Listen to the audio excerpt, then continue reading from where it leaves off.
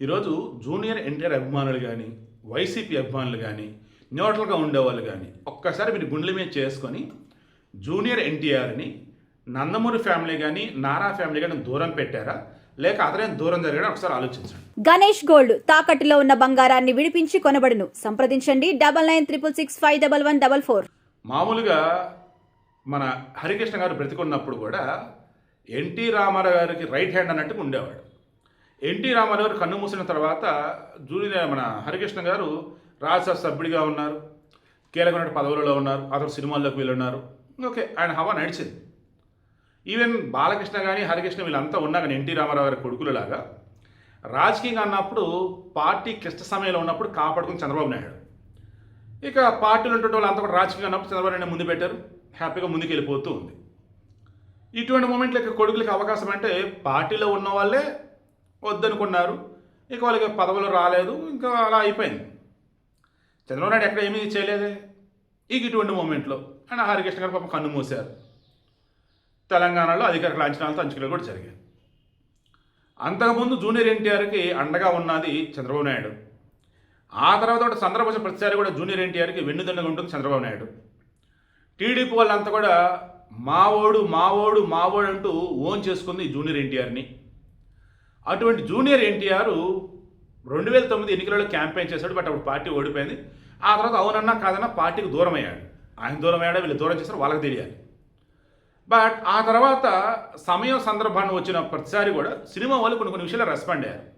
టీడీపీకి ఫేవర్ ఉన్న కొన్ని విషయాలు రెస్పాండ్ అయ్యారు. బట్ జూనియర్ ఎన్టీఆర్ మాత్రం అలా రెస్పాండ్ అయిన సందర్భాలు చాలా చాలా తక్కువ.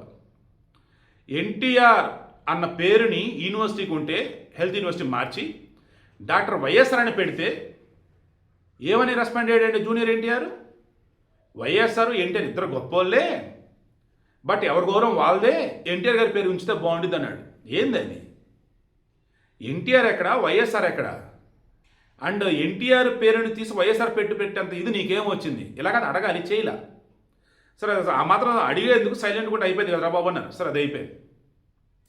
భువనేశ్వర్ గారిని ఘోరాతి ఘోరంగా ఈ వైసీపీలో నిందిస్తూ ఉంటే ఊరిలో ఉండే ముడ్డి కడుకురాని పిల్లోడు కూడా సీరియస్ అయ్యాడు వైసీపీ వాళ్ళ గురించి. మనుషులు ఏం తిట్ట మాట్లాడుతున్నారని నందమూరి ఫ్యామిలీ అంతా రియాక్ట్ అయ్యింది. బట్ జూనియర్ ఎన్టీఆర్ రియాక్ట్ అవ్వాల, సైలెంట్గా ఉన్నాడు. ఇలా చెప్పుకుంటూ పోతే నందమూరి వంశస్థుడిగా రియాక్ట్ అవ్వాల్సిన చోట కనపడని ప్రతి చోట కనపడలా. ఎన్టీఆర్ గారి శతజయంతి ఉత్సవాలు జరుపుతూ ఉంటే దానికి రామ్ చరణ్ వచ్చాడు. ఇండస్ట్రీ మహామహులు యోధనయుధులు మొత్తం వచ్చారు. జూనియర్ ఎన్టీఆర్ అవైలబుల్గా ఉండి కూడా దానికి రాలా. అటు విజయవాడ అటెండ్ అవ్వాలి, ఇక్కడ హైదరాబాద్ అటెండ్ అవ్వాలి. శతజయంతి ఉత్సవాలకి రాలా. తాతగారు నా ప్రాణం అంటాడు, ఆ తాతగారు శతజయంతి ఉత్సవాలకు రావాయి అంటే రాలా. ఇన్విటేషన్ కూడా ఇచ్చారు, రాలా. సో ఆ జూనియర్ ఎన్టీఆర్ వచ్చేసరికి కావాలని దూరం దొరుకుతున్నాడని చెప్పి సర్వద అంతా మాట్లాడారు. సో ఇప్పుడు ఈ విషయం ఏంటి? ఈ జూనియర్ ఎన్టీఆర్ ఆంధ్రప్రదేశ్లో ఈరోజు యువరాజు లెక్క లేదు. టీడీపీ కంటూ సెలబ్రిటీ అంటే మన బాలకృష్ణే కాదురా, జూనియర్ ఎన్టీఆర్ కూడా అని చెప్పేసి అంతా చెప్పుకోవాల్సిన మూమెంట్లో జూనియర్ ఎన్టీఆర్ కనపడతల్లా. అదేమంటే ఆయన సినిమాలు ఏంటో ఆయన ఏంటో అన్నట్టు అన్నారు. బట్ రామ్ చరణ్ కనిపిస్తున్నాడు ఇప్పుడు అక్కడ. ఎందుకు కనిపిస్తున్నాడు? రామ్ చరణ్ చంద్రబాబు నాయుడు గారికి ప్రమాణ స్వీకారానికి వచ్చాడు. డిప్యూటీ సీఎం పవన్ కళ్యాణ్కి పేరు కొడుకనే కానీ తమ్ముడు లెక్క. అవునన్నా కాదన్నా నేను మరలా చెప్తున్నా, ఓపెన్గా చెప్తున్నా, ఇప్పుడున్నటువంటి హీరోలలో రామ్ చరణ్కు ఉన్నటువంటి స్థితప్రజ్ఞత, రామ్ చరణ్కు ఉన్నటువంటి మెచ్యూరిటీ వేరే ఎవరికి లేదు, ఒప్పుకుంటా. పద్ధతిగా ఉంటాడు, ఎవరితో ఎక్కడ ఉండాలో అలాగే ఉంటాడు. గేమ్ చేంజర్ సినిమా అప్పుడు కూడా శంకర్ సైతం కొన్ని తప్పుడు కొత్తలు కూశాడు. బట్ రామ్ చరణ్ మాత్రం శంకర్ గారు లాంటి పెద్దంతో నేను చేసింది నాకు అది చాలా అన్నాడు. ఇలా చెప్పుకుంటే పోతే చాలా ఉన్నాయి. ఈ మధ్యకాలంలో రామ్ చరణ్ని నా రకాలుగా ఎవరెవరేదో వాగుతున్నా ఒక్క మాట అంటలేదు. ఆయన అయితే చూస్తున్నాడు, సందర్భం వచ్చినప్పుడు బదిలేస్తున్నాడు సక్సెస్తో. సో ఇప్పుడు రామ్ చరణ్ ఆంధ్రప్రదేశ్లో ఆంధ్ర ప్రీమియర్ లీగ్ అని చెప్పేసి ఒకటి జరుగుతుంది క్రికెట్ది. మన తెలంగాణలో జరుగుతుంది, తెలంగాణ ప్రీమియర్ లీగ్ అని జరుగుతుంది. మొత్తం 8 జట్లే ఆడుతూ ఉన్నాయి. విజయ్ దేవరకొండ ఇక్కడ వచ్చేసి అంబాసిడర్. ఏపీలో ఆంధ్ర ప్రీమియర్ లీగ్ జరుగుతుంది. దెన్ అక్కడ మంగళగిరి స్టేడియం, ఇంటర్నేషనల్ స్టేడియం అది. అక్కడ మన రామ్ చరణ్ రావడం జరిగింది. అక్కడ ఉన్నటువంటి వాళ్ళని ఎంకరేజ్ చేస్తున్నారు ఆటగాళ్ళని. అండ్ స్టేడియంలో ఉన్నటువంటి క్రికెట్ అభిమానులు మొత్తం కూడా ఫుల్ హ్యాపీ. పవన్ కళ్యాణ్ ఏమో గతంలో తన సినిమాలు ఏవైతున్నాయో మన ఉస్తాద్ భగత్ సింగ్ కావచ్చు, ఓజీ కావచ్చు, తర్వాత వచ్చేసి హరిహర వీరమలు కావచ్చు, ఆ సినిమాల షూటింగ్ చాలా వరకు ఏపీలోనే కంప్లీట్ చేశారు. మన బాలకృష్ణ వచ్చేసి ఏకంగా తన సినిమాని కొరటాల శివ డైరెక్షన్లో మొన్న అమరావతిలోని ప్రారంభోత్సవం చేశారు. బాలకృష్ణ చెప్పాడు 20 సంవత్సరాల తర్వాత ఒక పెద్ద సినిమా ప్రారంభోత్సవం జరుగుతుంది ఏపీలో అని చెప్పేసి. సినిమా ప్రారంభోత్సవాలు చేస్తున్నప్పుడు నందమూరి ఫ్యామిలీ కనిపిస్తుంది. అండ్ ఎంకరేజ్మెంట్ ఇద్దాం ఏపీకి సంబంధించి నేను ఒక సెలబ్రిటీ ఉన్నా అని చెప్పినప్పుడు మెగా ఫ్యామిలీ కనిపిస్తుంది. నందమూరి ఫ్యామిలీ అన్నప్పుడు బాలకృష్ణ మాత్రం కనిపిస్తున్నాడు ఎందుకు? జూనియర్ ఎన్టీఆర్ ఏమయ్యాడు? ఆయనకు అంటూ కావాల్సిన వాళ్ళు అంటే నారా ఫ్యామిలీ, నందమూరి ఫ్యామిలీ ఇంకెవరండి? ఎక్కడ కనిపిస్తున్నాడు మీకు? వీళ్ళు పిలవట్లేదని మాత్రం అనకండి. పిలిచిన వాటికి రాలేదు, ఇంకెందుకు అతను నొప్పించడం సైలెంట్ అయిపోయారు. మొన్న మధ్య ఇప్పుడు నారా చంద్రబాబు నాయుడు గారి విషయం చెప్పేటప్పుడు హ్యాపీ బర్త్డే మావయ్య అనేదో చెప్పినాడు ఇక అంతే. సో నేను ఏమంటానంటే ఆంధ్రప్రదేశ్లో ఈరోజు అవునన్నా కాదన్నా జూనియర్ ఎన్టీఆర్కి వీరాభిమానులు కుప్పలు కుప్పలు ఉన్నారు. వాళ్ళల్లో 2 రకాలుగా ఇప్పుడు చీలిపోయి ఉన్నారు. కొంతమంది ఏమో టీడీపీకి అన్నట్టు, కొంతమంది ఏమో వైసీపీకి అన్నట్టు. వైసీపీ కొన్నలేమో జూనియర్ ఎన్టీఆర్ని ముందు పెట్టి జగన్ ఫోటోలు పెట్టేసి కంపు కంపు చేస్తున్నారు. టీడీపీ వాళ్ళు వచ్చేసి సరేలేరా ఎప్పటికైనా మనం టీడీపీ వాడేలే, సర్లే వదిలేండి అన్నట్టుగా సినిమాలు మాత్రం చూద్దన్నట్టుగా ఉన్నారు.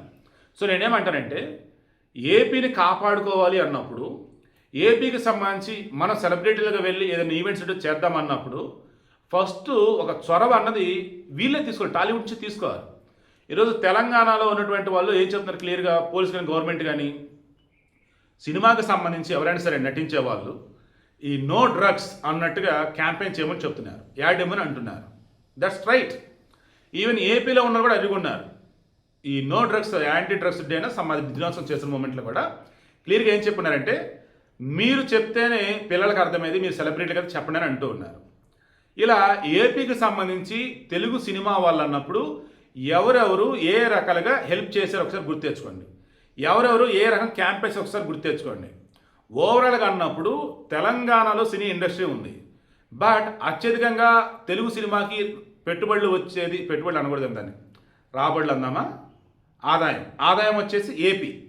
మొన్న బాలకృష్ణ చెప్పాడు ఏపీ నుంచి 70% ఆదాయం వచ్చింది సినీ పరిశ్రమ కానీ. బట్ వాళ్ళంతా కూడా వాళ్ళ ఇల్లు, తర్వాత దాన్ని ఏమంటారు స్టూడియోలు, వాళ్ళ ఆస్తులు మొత్తం తెలంగాణలో ఉంటాయి. బట్ సినిమా టికెట్ రేట్లు పెంచాలంటే ఏపీలో అడుగుతారు, వాళ్ళకి ఏదైనా బెనిఫిట్లు కావాలంటే ఏపీలో తీసుకుంటారు. బట్ ఏపీకి వచ్చి సినిమా షూటింగ్లు స్టార్ట్ చేయరు, సినిమా షూటింగ్లు చేయరు, అండ్ గవర్నమెంట్కి ఏదైనా మనం చేసి పెడదామన్నప్పుడు పబ్లిసిటీ ఏది చేయరు.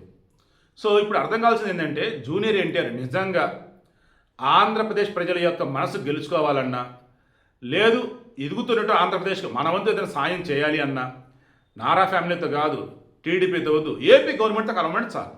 ఏపీ గవర్నమెంట్తో కలిసి క్యాంపెయిన్స్ ఏమైనా చేయాలా, ఏదైనా పబ్లిసిటీ ఈవెంట్స్ ఉన్నాయా, లైక్ ఈవేళ కనుక జూనియర్ ఎన్టీఆర్ అడగలిగినట్టయితే ఖచ్చితంగా మరల అందరి మనసుల్లోనూ జూనియర్ ఎన్టీఆర్ ఉంటాడు. దానికి వైసీపీ వాళ్ళు క్లోజ్ చేసి కూర్చుంటారు. సింపుల్, నేను చెప్పాల్సిన ఒకే ఒకటి, జూనియర్ ఎన్టీఆర్ ఇప్పటికైనా కానీ నా ఫ్యామిలీ నందమూరి ఫ్యామిలీని అనుకున్నట్టయితే, మా మామయ్య చంద్రబాబు నాయుడు గారు అనుకున్నట్టయితే, నా పార్టీ టీడీపీని అనుకున్నట్టయితే, నా రాష్ట్రం ఏపీని అనుకున్నట్టయితే ఖచ్చితంగా తను ముందుకు వస్తాడు. ద బెస్ట్ వేలో ఏపీకి హెల్ప్ అయ్యే విధంగా తను చేయాల్సినవి చేస్తాడు. బట్ రామ్ చరణ్ మాత్రం ఈ విషయంలో మాత్రం చాలా ముందున్నాడు. అంది పుచ్చుకుంటూ ఒక్కొక్క అడుగు ముందుకేస్తూ బ్రహ్మాండంగా దూసుకుపోతూ ఉన్నాడు.